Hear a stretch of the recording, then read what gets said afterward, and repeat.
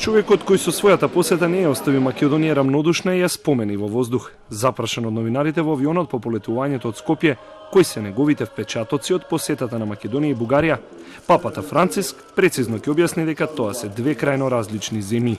Бугарија според него е држава со вековни традиции, додека Македонија има вековни традиции, но е млада држава и има млад народ, а неговиот став осамни на официјалната веб страница на Ватикан.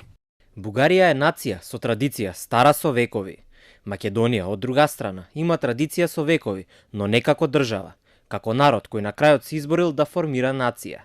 Се работи за прекрасна борба.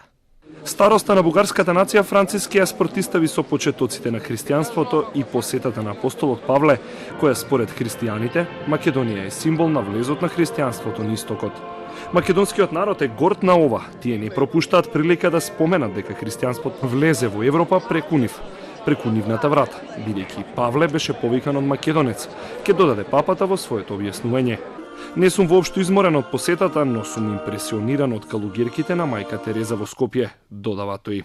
E vedere queste suore che curavano ogni persona come fosse Gesù. Mi ha colpito, si è avvicinato un giovane, bravo, e la superiora mi ha detto ma questo è un bravo, E lo ha carezzato così e mi ha detto davanti a lui, preghi perché beve troppo, ma con la tenerezza di una mamma. E questo mi ha fatto sentire la Chiesa Madre.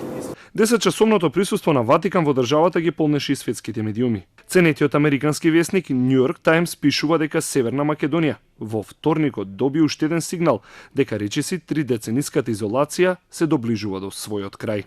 Најмногу простор употребија грчките медиуми, а посебни осврти се најдоа и во француските и италијанските медиуми. Заедничката оценка е дека посетата на папата е сближување со истокот и православните држави.